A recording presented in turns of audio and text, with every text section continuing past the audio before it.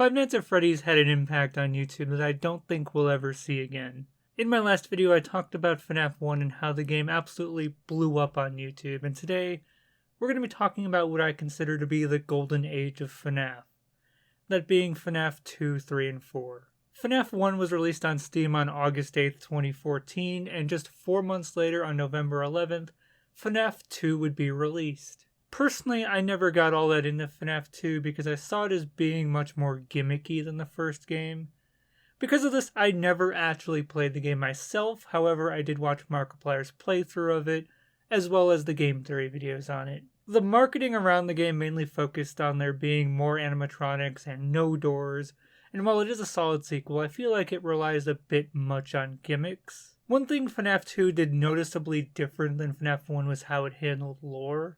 In FNAF 1, most of the game lore was found through Easter eggs that you had a very small chance of seeing, and if you ask me, I'd say this was more intended to add to the spooky atmosphere of the game, rather than create actual lore. Keep in mind, FNAF 1 was going to be Scott's last game due to his previous projects not being well received. Because FNAF became as popular as it did, Scott saw his dream of becoming a game developer become reality, and in FNAF 2 the lore is more prominent and intentional. Despite there being clear lore for the game now, it was still very vague, and at the time we really had no idea what it exactly all meant. Though the theory channels did try to put it together. In the Help Them minigame, the puppet stuffs the dead children into the robotic suits, giving their souls new life, and preps them for their eternal mission of vengeance. When comparing FNAF 2 to FNAF 1, one thing I will say is that FNAF 1 has a much better atmosphere. The dark office combined with the amazing sound design makes FNAF 1 a terrifying game that to this day gives me a bit of anxiety upon starting the game. FNAF 2 just doesn't give me the same feeling.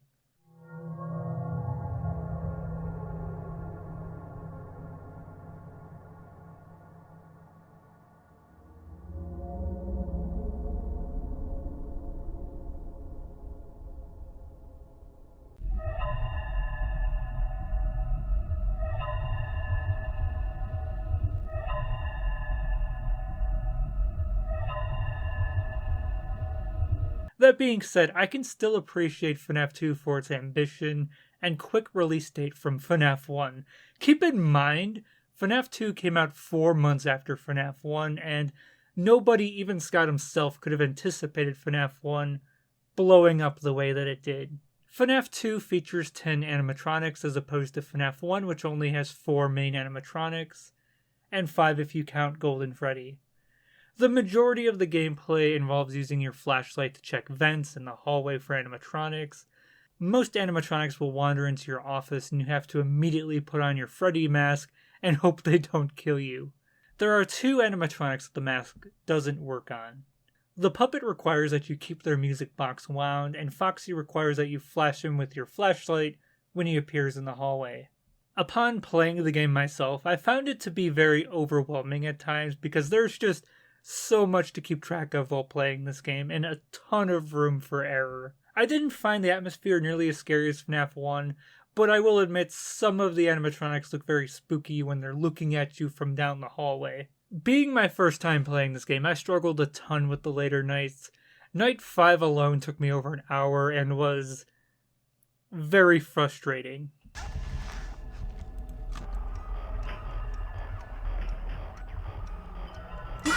What? What? I was doing well.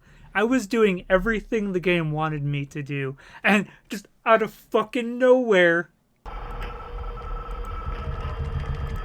Mangle hanging from the ceiling.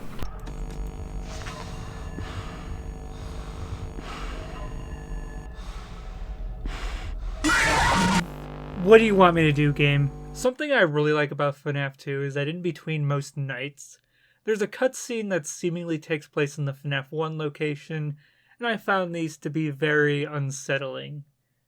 Especially the one with the puppet. I would say, if anything, this game is more stressed. Why are you here?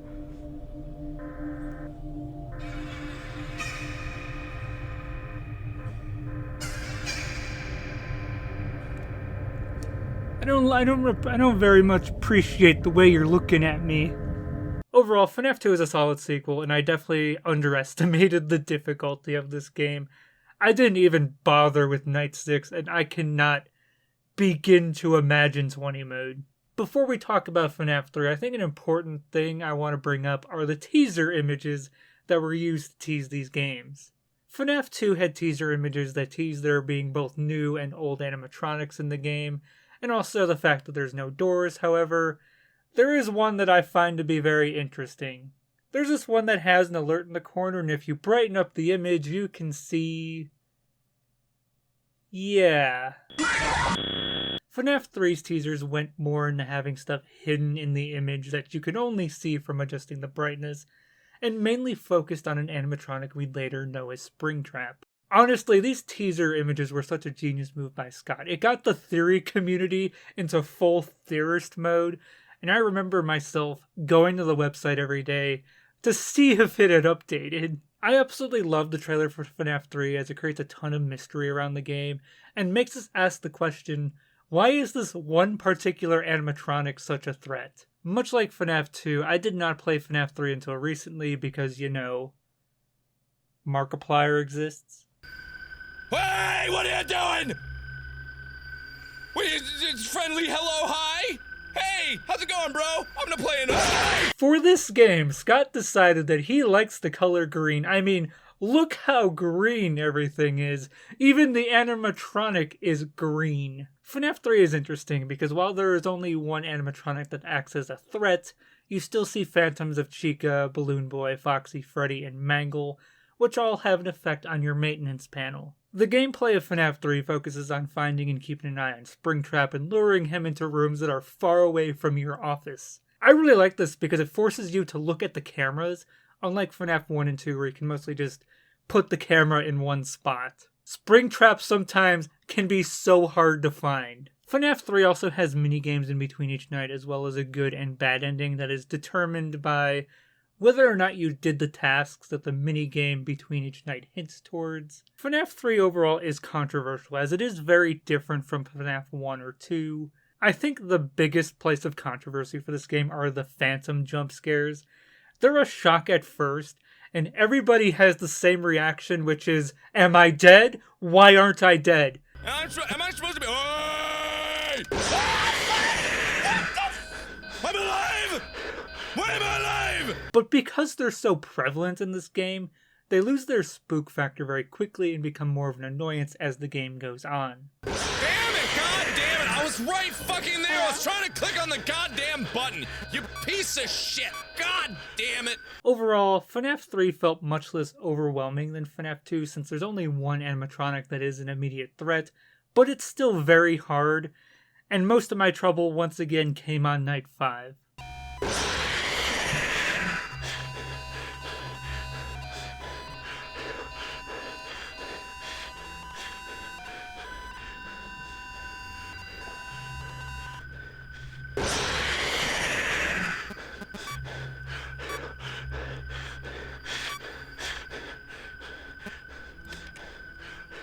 Oh good, you're here. Join the party. Every animatronic in the game just in my face. The guy who gave me this job was really like, hey, we found one of the killer animatronics. We're just gonna set him loose. Nothing will go wrong.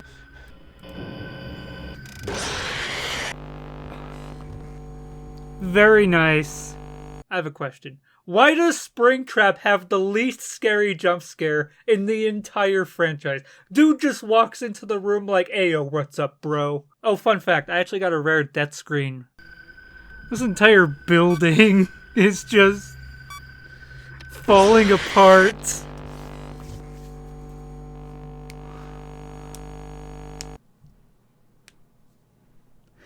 This entire building is just falling apart.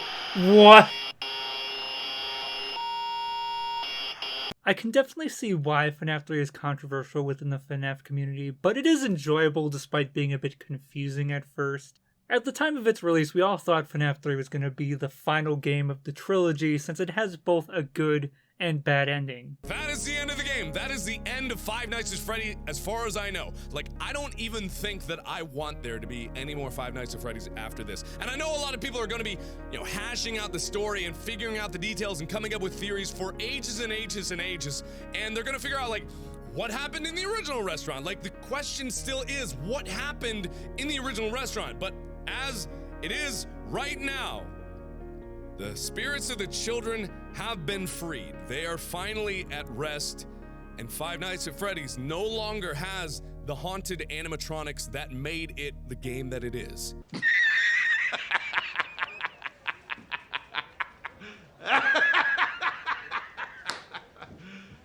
You serious? Let's talk briefly about FNAF's 4 marketing. The teaser images for FNAF 4 feature nightmarish versions of the original 4 animatronics, as well as the word nightmare if you brighten the image.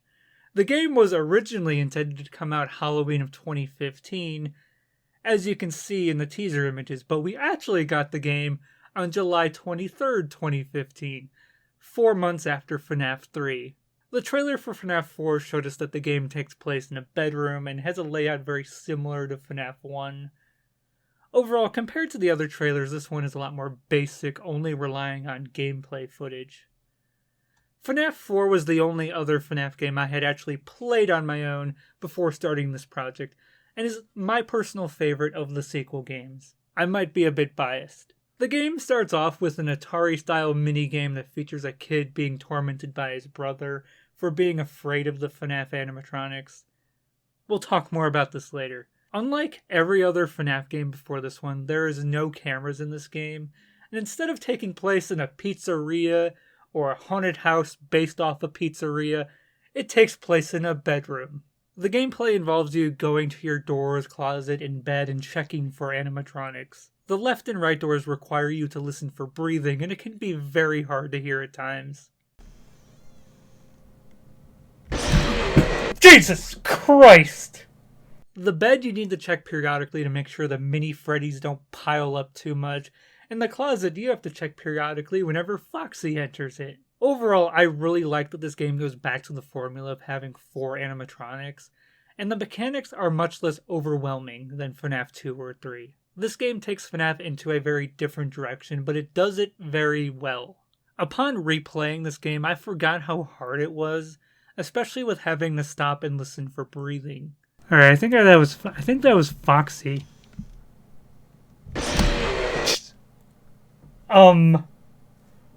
Where was the breathing? FNAF 4's gameplay is purposely meant to be slower than the previous games. Most of the time when you play the other games, you're in a blind panic as to not die, and having a game force you to take things slower is honestly very refreshing. FNAF 4 without question has the most intense jump scares in the franchise, and every time one would happen, I felt like my heart was stopping.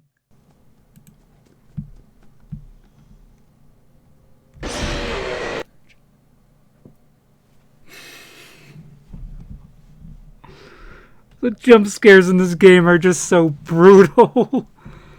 The other games I can handle, but the freaking nightmare animatronics are just...